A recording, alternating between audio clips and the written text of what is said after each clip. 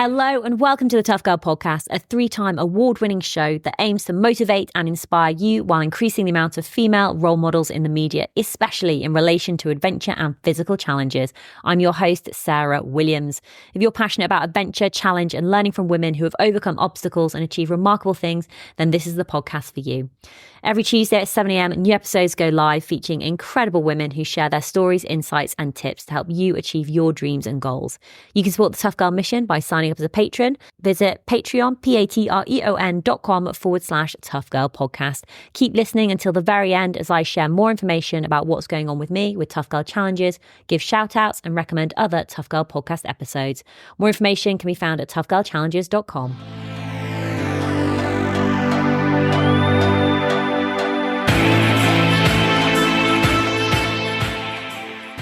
I'm Jess Holmes. I am currently a writer, a digital nomad, but I do house sitting full time. So I look after other people's houses and their pets when they go on holiday. And it's been a very long road to get here, which I'm sure you're excited to hear about.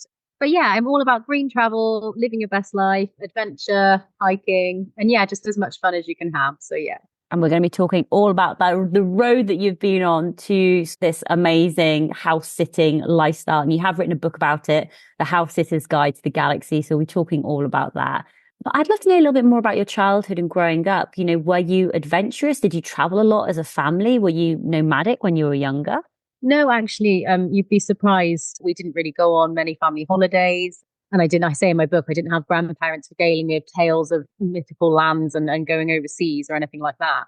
But when I was a child, what I did have was a lot of time outside and a lot of time around animals. We lived on a farm for some time and that really cemented my love of the outdoors. And then obviously I went to secondary school, turned into a teenager and had decided that wasn't cool anymore. So I gave up all that time. I stopped rolling around in mud and being a bit weird and started to conform. And obviously got interested in boys, as you do. And then when I was I must have been about 13, I met my now husband, just a friend at the time, but he had this great wanderlust instilled in him. And it really sparked something in me. And we had this friendship where we'd look at things we'd see places of distant lands and think we could go there and what could we do? And he went off traveling when I went to university and I was still very much thinking I was going to have this conventional lifestyle and settling down. So I went to university, he went traveling, and of course I got very jealous. So that's kind of what took me to looking more into travel. So what happened next then? Did you sort of finish university, decide to take a gap year? Like how did you start incorporating travel more into your life? So I basically started getting obsessed with looking online at different places, Google Maps, and Google Earth changed my life. I used to just look around at what was there. But I went off to university, really enjoyed it, had a great time, drank a lot of alcohol, but did get a degree as well. But somewhere in the middle of my university course, my partner came back from his travels and we'd meet up all the time. And then obviously we began a relationship just naturally. And we decided when I finished university, I didn't care about going to my graduation ceremony. So I skipped that and we went straight to backpacking. So 2 years of backpacking. And yeah, it sparked up a love of travel and adventure that I think will be the true love of my life, put it that way. So for those 2 years, like where did you go? Did you have a plan or was it like, let's fly to Asia and travel around there? Yeah. Or was it a full round the world? Like what did that look like? It was a bit of everything. We sort of had a plan and we sort of didn't. We didn't want to plan out everything, but some visa applications meant that we had to have accommodation and travel booked. I'd always loved the Disney film Anastasia. So we decided to start our travels in St. Petersburg in Russia because I wanted to see the Winter Palace. I wanted to see the grand buildings and feel like I was actually in the film, which was fantastic. And then we did the Trans-Siberian, Trans-Mongolian railway journeys, ended up doing some motorbiking for the first time in the middle of Mongolia, which was hilarious and fun. And then went to China for about 8 weeks, I think, did some volunteering in a school, got lovely food poisoning all over the place, and then hit the standard backpacker trail throughout Asia. And then from Asia and Indonesia and Malaysia, we went to work in Australia for a year and then New Zealand for about 7 or 8 months. And then we came all the way back round via America. So we did a lot of different travel. What was it like coming back home again? Yeah, it's always difficult coming home. Well, obviously you're excited. You want to see everyone. And that's kind of where your brain is when you're away. You think, oh, it's going to be great. We're going to have this big reunion. And you do have that. But when you get home, there's this weird period of you're a bit neither here nor there. You're back home, but you're not sure you want to be there. But we had decided to come back and do that traditional thing of settling down. And I think that's what our family and friends expected us to do. And so we did. We thought we'll do that. We want to be around the people we love.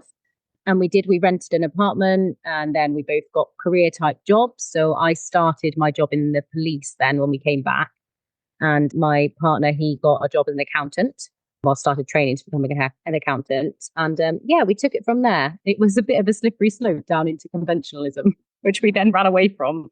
But I think it's always interesting because for me, I always find it when I come back, it's almost like nothing has changed. Like everything's still the same. Like it's still, for me, it's like the same people in the gym doing the same classes. But I always think like you've changed so much because, you know, you've had all these experiences and visited all these places and met these people. And it just sounds cringy when you say it, but it's sort of life changing when you do travel. And God, I mean, that just sounds so hard, to be honest. But I can also see part of it being like, okay, well, we should settle down now. We should get a career. Let's join the police, become an accountant, get some qualifications. And how was, I suppose, that almost adjustment? When did you start realizing that actually, hold on, this doesn't feel right?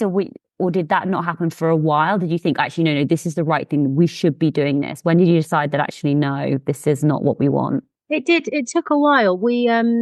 It was difficult because we did love our life at home. It wasn't like we were unhappy. We were happy in our relationship. We were happy in the city we lived in and with our family and doing. We're very busy people and we fill our calendar, which I do think makes time pass very quickly. But yeah, I was busy loving my job in the police and getting loads of training in. And so before we knew it, a few years had slipped by. And by then we'd also bought a house because we thought, well, why are we paying someone else's mortgage by paying rent? So we'd invested in a house, which my husband wasn't so keen on doing at the time because he is very nomadic in his core. But I did convince him that even if we wanted to travel again, we could just rent it out, which is what we're doing now. So it was probably about 2 or 3 years had gone by that we were at home. And that's when the pandemic hit.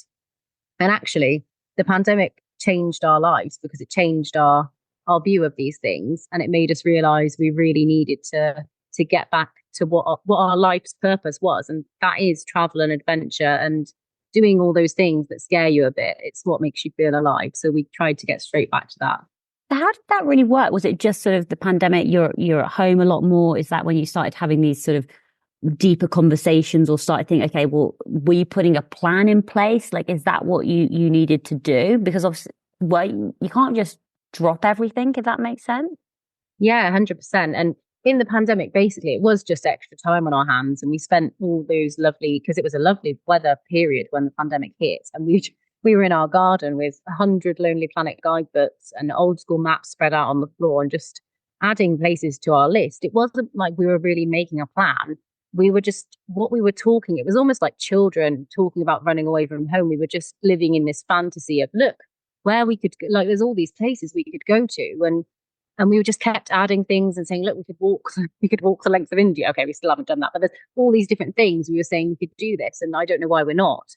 And then we just thought when reality came back around after the pandemic, we'd just go back to normal. It wasn't like a plan. Here's 1, 2, 3. This is what we're going to do.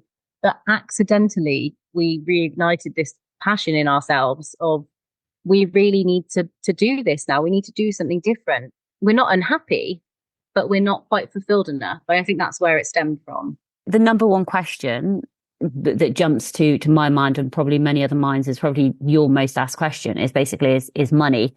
Like, how do you, because yeah, it's great to say, I mean, oh gosh, you know, I do it all the time. Like, yeah, it wouldn't be great to do this and do this and do this and just sort of live this alternative lifestyle. You know, I'm very fortunate because I moved home. I live with my parents. I don't pay rent. That's how I can afford to do my travels and adventures. Money wise, like, how are you funding this, paying for it? You know, what does that look like? That's kind of where becoming digital nomads stepped in. So we had these conversations over the years. So wouldn't it be great to have a career where we could do it from anywhere? But by then I was a few years into my policing career and I'd made a breakthrough and got into investigations, which is where I'd always wanted to be. And to me, that seemed like a massive step back, you know, to start a new career or to think of something I could do remotely.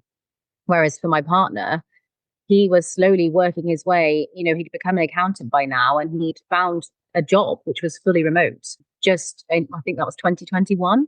So just after the pandemic, or just, in the second round of it. But that kind of spurred me into the thoughts of, if we're going to do this, we should probably do it soon. We're young, we can work on the go. And I just have a really strong sense of self belief and purpose that I'm not supposed to be in one place. And if I really need to, we could always come back to the UK. We could get jobs in cafes or bars if we needed to. We're not above any type of work. And I think that's really important. And we're very good at living quite frugally. We don't spend to excess. And now that we're house sitting, it's a great option for low cost travel. We're not paid to do it, but we do it as a trust exchange, which means we don't pay anything for our accommodation anymore. And we're not paying for utility bills, Netflix or anything like that. We just use everything that the homeowner has. So we're actually saving more money now than we were when we were living at home. Your husband at this point, he's fully remote from 2021. You're at this point in your career where you're enjoying it, you're in investigation in the police. For you to start making the transition to sort of a digital nomad, like what sort of ideas were going through your head? Like how did you figure this out for you? Yeah, it was really difficult. I kind of made lists of different nomad jobs. I'm Googling what do digital nomads do, and there's all these things coming up that I'm not qualified to do. I think that was my main problem, is that I was very, very skilled, but in a very specific role in the police, and that isn't transferable easily to these remote type jobs. But with Tom's income and the fact that we would be renting out the house we owned and that we'd have no money spending on accommodation and things like that through house sitting, there was a bit less pressure to find a job with a similar income to what I had. So that did take the pressure off a bit. And I was able to think, what would I actually enjoy doing? And I started from there. So I spent about 6 months writing lists and things. What would I like to do? Could I get any training easily for this? Do I know anyone who does that could share some skills with me? And I landed on writing. And I often say when I'm doing public speaking events, in my childhood, when I was outside with all those animals all the time, I would make up stories all day long. And I would come home sometimes and make little plays and perform them for people. I was very out there, very curious, and I'd like to see how things played out. But yeah, so writing for me struck a real chord that I would really like to do this thing, but I don't quite know if I'm good at it. But the fact that we started house sitting gave us the financial room to breathe whilst I tried it out and honed my skills, made sure it was the right thing for me. And it really is. I love it. And I've definitely worked on my skills over the last 2.5 years since I've started writing full time, really. It's been a whirlwind, but a really good one. This is the planner in me coming out. So part of me is like, I need like a deadline date. So it's a date. Did you have a date that you're working towards? Like, okay, by September or whatever month, whatever year, that's when we are going to be letting go of the house, renting it out, getting our stuff out and moving onto the road and start house sitting and start becoming digital nomads.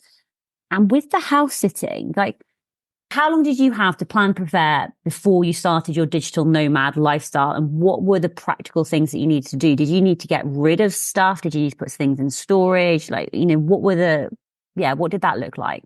It seems mad when I say it, but we didn't plan it that far in advance. We kind of had the epiphany that we could do full-time house sitting in the summer of, so it would have been 2022, so probably July. The whole of August, I went to Greece to work at a donkey rescue sanctuary. So I was doing some volunteering for a month on my own, which was annual leave from my time in the police. And I thought, I'm never going to get the chance to get a paid month off again, so I should do it now and not cancel it. But Tom had this great job and we'd realized I could be a writer. And then we had this epiphany, why don't we try house sitting full time? Because at the end of the pandemic, we started doing house sitting just like an hour or two away from home on weekends. And we thought of it as a free weekend away.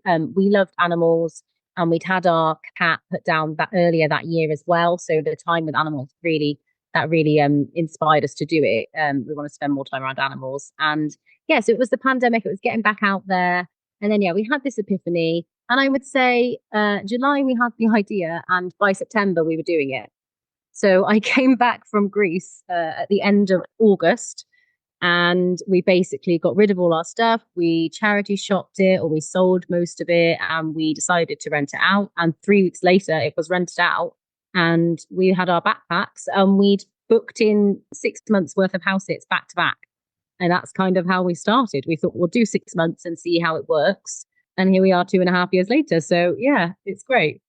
So do you have like a van or a car or something to get between the different house sits, or are you doing that by public transport? Oh, it's a big mixture. When we started, we did have a car. So we basically just put everything in the car and thought, well, we'll go from here. And that's how we got between sits.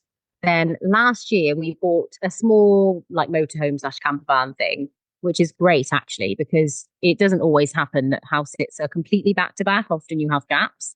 And because I've been doing a lot of speaking at events and festivals this year, it's been great for that as well. So we've got this little van, but we're thinking of selling it in the next couple of months and trying to do public transport. So it's a bit of a mixture. Let's talk about the realities. So house sitting, how does it work? I think, there's a website, you set up a profile. Talk us through sort of like the logistics, and then also like rocking up to somebody's home. Like, are they there, or are they just like, hey, here's the key? I mean, I obviously imagine it's very, very different. What has it been like for you? Like, what are the practicalities? How do you find it? Yeah, so there is a lot of practicalities, which is why I wrote my book, because I realized there was nothing out there for people to read. And it's a big old world once you get into it. Basically, yes, the website we use is called Trusted House Sitters. It's massive now, so I'm sure a lot of your listeners have heard of it. But there are about 10 or 20 different house sitting websites now worldwide. So there's loads of different ones out there. You've just got to find out which one works best for you. But we use Trusted House Sitters. We found it's got loads of availability, loads of sits around the world. You go onto there, you can make an account. I do have a discount code. If anyone's listening and they're interested, just message me on Instagram and I can send that over. But you can create an account, you set up your profile, and then you basically, once you've done that and you've been approved by Trusted House Sitters who do some background checks and ID checks, you can then just start applying for sits. So you can search by anything really, location, dates that you're available, pets that you'd like to look after, and things like that. So you can search by anything, and then away you go and apply. And then you have a sort of conversation with the homeowner. They might invite you to a video call or to meet in person if you're close by. And then if they like you and they get a good vibe, then they usually invite you to do the sit. So yeah, it's quite straightforward once you're in the process. But every homeowner is different with how they like to do the handover. Sometimes we have people say, yes, come over the night before and stay. We'll do you dinner. We'll take you to the local pub. And that's great fun. Other times we've had people say, there's a lockbox. We've already left. Let yourselves in. And that's kind of how it is. So it's really different every time. And do people leave like an instruction manual? Like, are you allowed to eat the food and drink the booze? Like, how does that work? So trusted house sitters do ask the homeowner to provide, I can't remember what they call it, some sort of instruction manual, a welcome guide. That's what it's called. So they're supposed to fill in this welcome guide. Some homeowners do that very thoroughly. Others don't fill it in at all. Some homeowners leave like a printed out copy of something they've made themselves, which is always helpful as well. Or other people might leave post-it notes all over the place and telling you where things are. And obviously, if we get there before they leave, they show us, which is a lot easier. It does depend. And again, with food, it's up to the homeowner. They often leave us like little hampers of presents and things to eat. And they sometimes say, help yourself to wine. That has happened before. That was lovely at Christmas. I think we had about 5 bottles of wine at this house sit because they had about 40 in their cupboards. So it really does depend on the person whose house you're looking after. Let's go. The best, the worst. Talk through some of the experiences that you've had house sitting, like I suppose those memorable moments. There's a lot of highs and lows. And that's the thing actually that I'd like to get across, is that you really do. It's no walk in the park. You've got to be flexible, because with people going on holiday, their plans can change last minute. People have emergencies. It can go wrong. So it's really important to have a backup plan, to have some money saved so you can pay for accommodation if you need it, or to have friends and family you can go to. But yes, so there have been highs and lows, many of them. We've had great highs. We've stayed in beautiful, beautiful houses and looked after gorgeous animals. Last summer, we looked after a sausage dog and lots of cats in Spain. But the sausage dog was absolutely gorgeous. And he became my baby for about 2 months. And I still think about him. I sometimes message the homeowner and say, I'm thinking about Rasmus, that's his name. Is he thinking about me? And she'll reply and send some pictures. So it's really lovely. And we often go back to sits. People often invite us back. And if it fits with our plans, we do try and do it for them. And that particular sit had a lovely swimming pool and a lovely outlook. And it was very rural in Spain, but it was very nice. And then yeah, we've had difficult times as well. We've had times where pets, we looked after some sheep once and they all escaped the paddock and started eating all the nice flowers at somebody's house. We've had poorly pets that we thought weren't going to make it, but they have, thank goodness. We've had homeowners come home early without giving us any warning when we haven't cleaned or tidied up and we have to get out of there quickly. So it's mainly, I think, that if your communication is good, not much can go wrong. And as long as you're flexible and you've got those backup plans in place, you should be fine. And just take the highs and lows. It's part of the adventure. It's part of the fun. If you're an animal lover like I am, you'll pretty much do anything for someone else's pets. They become like your own. So yeah, it is great. I think I'd just be scared about the responsibility of going to someone's home and then like, I don't know, like you break the Hoover or something or a window break. I don't know. Like I'd just be really scared if something goes wrong. Like what happens in those instances? Again, it really depends, but I just think being honest and open and communicating is your best bet. So we've had things before where you might have, broken a mug or left a ring on a wooden table, and we just tell them and straight up offer to pay for it or say, let us know how much this is and we're happy to contribute, because at the end of the day, we have done that. So I think that's fair. A lot of the time the homeowner will say, no, don't worry, it wasn't your fault. We did have one instance, probably nearly 2 years ago, actually, in the Cotswolds, where a dog chewed my laptop, and I was very concerned because all of my work was on there. My book was on there. It hadn't been published yet. So I had a bit of a meltdown. The homeowner almost said, how has this happened? It's never happened before. And I thought, well, I don't know, but it has happened. So, and we went back and forth, and then in the end it was fine. And she did cover, I think, half of the cost. So that was fine by me. Me and my partner, we're both very easygoing when it comes to things like that. So we just try and just take it as it goes, go with the flow. Do you go through people's cupboards? Yes, but there's a caveat. Usually just because I'm looking for something, I'll be going, where's the blender? She did say we could make some soup and I can't find it. So I'll open every single cupboard in the kitchen, or, it's not I'm going through the cupboards in the bedroom. I wouldn't do that. And often, I'd say 9 times out of 10, we're in a guest room at someone's house rather than their bedroom. And to be honest, this far into house-sits, I think we've done 30 plus house-sits now. I'm not as interested anymore. I don't think I've ever found anything that interesting in someone's drawer. Because you've done it so often, is it quite easy to sort of relax in other people's homes, get in, put your feet up? Yeah, it is actually. I kind of think of house sitting as like Airbnb, but with pets. Because you are in an Airbnb, you're in someone else's home. Okay, it's usually a lot tidier than a normal home. But yes, I'm really good now at just getting somewhere and instantly relaxing. Once I've unpacked, so I feel quite at home. If I know where the kettle is, I know where the tea is, and I know where the mugs are, I'm fine. One of the ways that you're doing this is obviously you've talked about, with animals, you want to travel slower, which is great to have more of a purpose. Are you sort of managing this and balancing it with your writing, with your partner doing his accounting work? Like, have you got into like your routines now, and what does that sort of look like? Or is it quite sort of, I don't know, just being on the go all the time, even though it's like slower, just never necessarily having like your own space? Like, how do you balance that all? Yeah, it is. It's a lot. Any nomad will tell you that no lifestyle is perfect. Most sits that we apply for now, because we can be a bit more fussy now, we've got a lot of 5-star reviews. Most sits tend to be larger houses, so we can spread out. So, for example, now I'm talking to you and I'm in an office, but my husband's downstairs somewhere working and he's on calls and he's in a completely different room, which is great for us to have our own working spaces. But other times we are in smaller flats and you're under each other's toes a lot. It can be difficult when you're both working. But I would say at the moment, the split is that because he's working more hours than me, I'm doing more of the pet care. And that tends to be the way it's been for the last 2 years, just because, my writing career is still developing. And even though now it's much more full on than it was 2 years ago, I am definitely more of an animal lover than he is, even though he does love animals. So yeah, the pet care tends to fall to me, and he'll do a lot of housework actually. So we work quite well. I think 10 plus years into a relationship, you tend to know your routines anyway. So you've got an incredible website called hitchedandhiking.com. And on there, you've got a blog. And one of your blog posts, you talk more about sort of adventures with anxiety and take time to recover. And I suppose I'd just love for you to share maybe a little bit more about how you manage that anxiety while adventuring. How have you found that?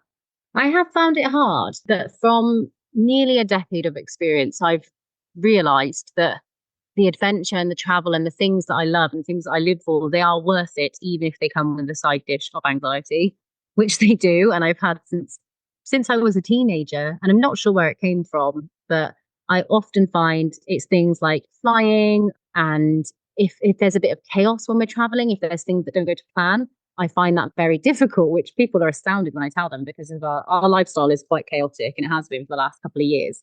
But I've really learned how to look after myself, and my partner has learned how to be a great buddy to someone who has anxiety, which actually I've written an article about for a magazine because it's so important that you surround yourself with the right people and you feel able to open up to them. So I didn't tell anyone I had anxiety for a long, long time. I don't even really think I'd admitted it to myself, but I knew I had this overwhelming feeling and I couldn't put a name to it. And then, more and more people were saying, "Oh, are you okay? Are you looking all right?" I'm trying to get out of things that are going wrong, and I'm running away from situations or getting off a bus if I feel overwhelmed. And people are noticing now, so I'm thinking that maybe I should do something about that. And probably about 8 years ago, I started just writing down how I felt, started journaling. That really helped me to start with and allowed me to identify these feelings. They were anxious feelings, and I was having these thoughts catastrophizing in my head, something's going to go wrong. But I've had some really good therapy over the years. I've got a lovely lady who I speak to and who can do therapy remotely, which is perfect for my lifestyle. And as things have changed in my lifestyle, the anxiety has changed. So this summer I had to do a lot of public speaking events, which I knew I needed to do and I wanted to do them to encourage other people to live the life of their dreams. But for me, talking about these things openly and, being on stage and feeling so seen was a bit of a trigger for me because I like to hide in the crowd. I'm not usually the only person on the stage. I'm not used to being the center of attention, even though I am quite chatty. But yeah, that was a bit of a trigger for me. So I then went through some therapy talking about how I can reverse that and realize that actually, when you're on stage, you are the most in control you have ever been.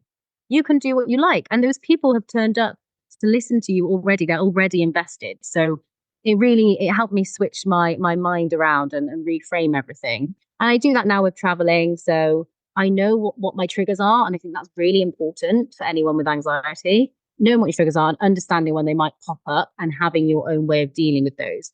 So it could be things like distracting yourself, doodling, talking to someone can be a great distraction. And just telling people, look, I'm feeling a little bit anxious. Can we chat? And I've done that with strangers before on a plane, if I'm on a plane on my own. And nobody has ever said, absolutely not, you weirdo. So don't feel like you can't just open up and talk to people. And if you're worried about being embarrassed or looking odd, just think you'll probably never see these people again. And if you do, everyone has moments like that. So don't worry about it. Thank you for sharing that. I really appreciate you being so sort of honest about it and being in that point where actually you can talk about it more, because you're not alone. There'll be people listening who feel exactly, not exactly the same, but who have like similar feelings or similar triggers, and just wondering, well, actually, can I be adventurous if I'm feeling anxious? And actually, doing what you're doing and sharing it through your blog, through your writings, through the book, is very powerful. And you do have a podcast as well. Do you want to share a little bit more about your podcast? Yeah, so I recorded series 1 of the House Sitting podcast this year. It is on Spotify and Apple and Amazon. And basically, it goes along with my book. So if you buy the book, it kind of complements that because it goes through different chapters, what I kind of talk about, and it kind of cements that in the listener's mind. So it's a helpful aid if you're thinking of house sitting or, getting out there. For example, there's an episode on the therapeutic benefits of animals and nature. So there's lots of different things in there. And yeah, people can find it online. I think one of the interesting episodes is actually, can house sitting be sustainable? And you talk more about sort of sustainable travel, which is obviously, an interest of yours, especially sort of around sort of slow travel. Do you want to talk more about what you're doing to be sustainable and to be, I suppose, a better traveler, a greener traveler? Yes, sustainability is my love language. I love talking about green and sustainable travel because that was my main problem a couple of years ago when we decided, look, we can be digital nomads, we can travel, but how are we going to curb our environment, the impact we're having on the environment? That's something I'm really passionate about. So we try always to minimize flying. Can't always be avoided as a traveler. And when you're writing and working for magazines and people that are all over the world, so it can't always be avoided. But I try and look at airlines that fly with alternative fuels, or they're doing different routes, and that can obviously change the emissions as well. So it's important to do your research around flying if you do have to fly. But yes, just try and use more public transport. Obviously, use your good old legs if you can. Cycling is great. I know I'm preaching to the choir because everyone knows these things, but basically just try and slow down. A lot of digital nomads 5, 10 years ago were ping-ponging around the globe, which not only looked exhausting, but must have been exhausting. So it's really important to stay in places for longer, so slower travels. So we look for house sits that are as long as possible now. We'd like to keep moving still. So we try and well, probably around a month is our optimum time at a house sit. And we also look at, when we're booking our next house sit, we look how far apart they are, logistically, how we're going to get from A to B. So we think about all of that. I had a very interesting conversation with someone this summer after I did I'd spoke at an event. It was actually Armchair Adventure Festival where I met you, Sarah. So after I spoke there, somebody said to me, "Oh, do you ever consider the homeowner's environmental impact and decide on that?" And I said, "Oh, no, I've never thought about that, but it's very interesting." So now that pops into my head, are they going to Australia for a week? Is that okay? Because it's not okay with me. That's not long enough. You need to be there for longer if you're going to Australia from the UK. So yeah, there's all these different things that pop around in my head. Resources at the home that we go to. Are they doing anything sustainably at home? Water and electrics and fires and coal. What are they doing? What are they using? So I think about all of that, and I often talk to homeowners about it. Sustainability wise, the longer you're there, you can also integrate yourself into the community, which actually does have something to do with sustainable travel because you're making a positive impact on that place. The same thing with shopping locally, organic, fresh food from someone you can actually talk to face, not good old Mr. Tesco. Sorry, Tesco. There are other supermarkets out there. But yes, all these little things are really important for sustainable travel. And also things like volunteering if you can, just going on a good old litter pick, anything that you can do to really make a positive impact where you are is good enough. If you're trying and you're doing, that's good enough. You don't feel like you need to conquer the whole world and stop emitting anything because we all make emissions, don't we, just by breathing? So yeah. And you wrote an article which I believe sort of got quite a lot of positive comments as well, which is why I chose travel and adventure over having children, which is probably one of the most sustainable things you can do. Yes, that's very true. Yeah, there's a section in that article where I talk about the impact and the we're just not sure what's going on and what's going to happen in the future. So is it wise to keep having children? I'm not so sure it is, but it is something that I've thought about from a sustainability point of view, as well as an adventure lover who loves their life. So yeah, that's a very complex topic and something that's still a little bit taboo. But yeah, I had lots of positive feedback, and yeah, hopefully it came across well in the article. How was that conversation with your partner? Is he sort of on the same page as you? Yes, yeah, definitely. Because we've known each other for such a long time, it's actually been very easy having that conversation because we knew from being teenagers that neither of us wanted children. Well, I was never sure if I would develop into somebody that wanted children eventually, but it never happened for me. Neither of us ever felt that pull towards children or toddlers like other people did when we were young, or young adults even. And yeah, it's never arrived. We both said we can't see children in our life. We don't feel the need to have children. We've got lots of nieces and nephews who we love and adore and spend lots of time with. So that's kind of, for now, I think our role is the cool aunt and uncle. How did you find the Armchair Adventure Festival? I loved it. Loved the Armchair Adventure Festival. It's actually, I did a lot this year, and sorry to the other festivals, but it was my favorite one. I really enjoyed it, and I made some great connections with people. Just really felt there was a positive vibe and energy there, which I loved. I think there was like over 1,000 people there, but to me, it felt like it was maybe like 250, 300. I just felt really sort of personal, basically. Yeah, it did feel intimate. I really enjoyed it. And, it was after a day or two, you'd start recognizing people and you'd then go back over and have another chat. So it was one of those lovely ones that you'd like to go to year after year. So what are your plans for 2025? Have you got sort of much in the diary yet? Or so obviously you mentioned during lockdown, you were sat outside on the garden surrounded by Lonely Planets and the maps and, all these places that you'd like to visit and explore. Are you still sort of working off a bucket list? Is it much more like, do you both go on the computer together to find places? Do you plan, or are you more like, let's just see where the wind takes us? Yeah, again, it's a bit of a mix. I feel like that's our go-to, is a bit of a plan, but not much of one. We do actually have big plans for November onwards. So for the next 6 months, we're going to be in Africa, but we haven't planned much other than booking our flights. So we're very partial planners. we're going to try and take our house sits to Africa. We've got one booked in South Africa, and we're going to look for a few more in Kenya and Botswana and places like that, but also do some traveling.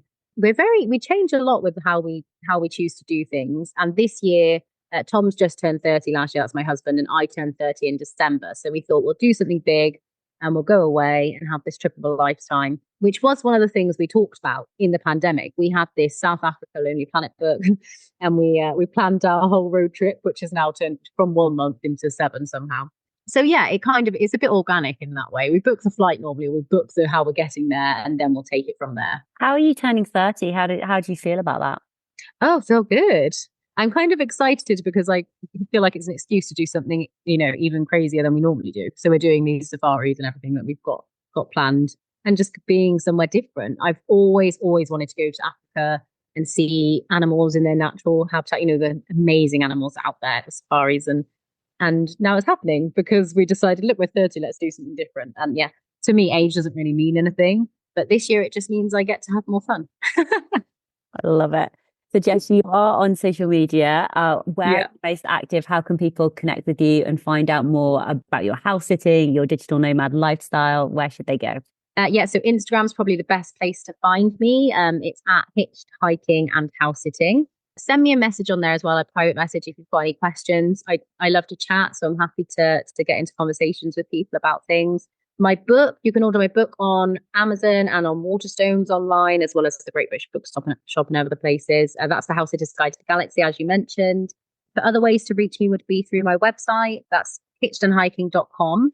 It's got loads of travel guides and house sitting escapades, and like you said, adventures with anxiety, and just basically anything I think is worthy of the spotlight will go on there. So yeah, you can message me through there as well. Fantastic. I'll make sure that I share all the links so that people can connect, buy your book, listen to the podcast, read your blog posts, etc. But Jess, I would love for you to have the final words of advice and wisdom for other women out there who want to live a different type of lifestyle, get away from the 9 to 5, whether it's becoming international house sitters or digital nomads. Apart from just do it, what advice would you like to share? I would say always believing that you can do something is really important, and not worrying about what other people will think. That has held me back in the past, but it's something that I've realized you need to shake off if you want to live the life of your dreams. So not worrying about that is a good one. Absolutely. And do you know where your self-belief and self-confidence came from?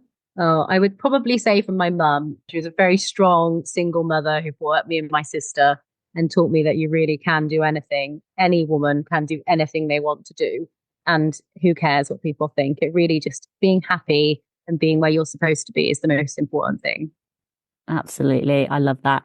Jess, thank you so much for sharing more about your lifestyle, the journey that you've been on, and just best of luck with your future plans, turning 30 and traveling throughout Africa next year. It sounds so much fun, and it's going to be great to follow along. Thank you, Sarah. It's been great to talk to you.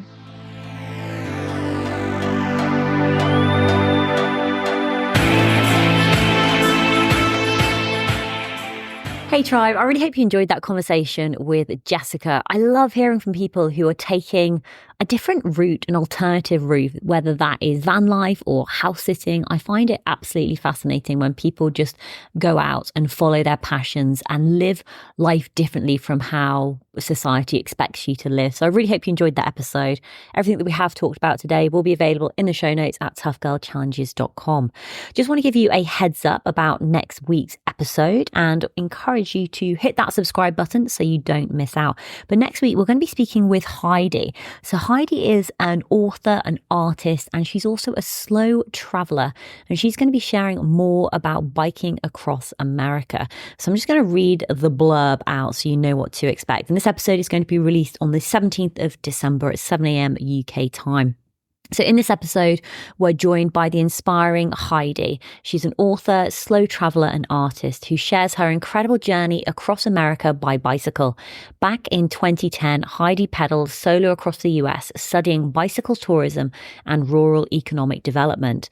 That life-changing journey became the foundation for her memoir, Heidi Across America, One Woman's Journey on a Bicycle Through the Heartland. With over 15 years working at the crossroads of transportation, tourism, freedom and recreation, and 17 years without owning a car, Heidi brings a unique perspective on the challenges and joys of exploring the outdoors without relying on a vehicle. Her mission: to make transformative outdoor experiences accessible for everyone, regardless of their abilities or circumstances. So you can tune in to hear all about Heidi's insights on slow travel and how she's making the outdoors open to all. So get ready for a journey that redefines what it means to explore and connect with the world around us. So the latest episode of the Tough Girl podcast go live every Tuesday at 7 a.m. UK time. And if you haven't done so already, I'd love for you to leave a review for the Tough Girl podcast on whichever platform that you listen to, whether it's Spotify, iTunes, iHeartRadio, Google Play, SoundCloud. It really does make a difference. Or if you just tell one friend about the Tough Girl podcast, that's also a great way to get the message out there. But if you also want to help increase the amount of female role models in the media, especially in relation to adventure and physical challenges, and you are in a financially good place at the moment, then I'd love for you to pay it forward. You can support the Tough Girl podcast on Patreon by visiting Patreon, patreon.com/Tough Girl podcast. And you can sign up as a monthly patron or an annual patron. It takes all currencies, US dollars, euros, sterling, but to be honest, I think that they've evolved so much now that I do think they take pretty much every single currency. So please do go and check it out. And just thank you so much for all the patrons who are supporting the mission. Having a regular source of income coming in every single month to help fund the running costs really does make a massive difference. And that's why we've had over 700 episodes and many more to come. Thank you again for listening to the Tough Girl podcast. All that's left for me to say is, wherever you are, whatever you are doing, give it your all. Give it 110%. Get after it. Go for it. Believe in yourself, because I believe in you. Take care. Lots of love, and I'll speak to you soon. Bye.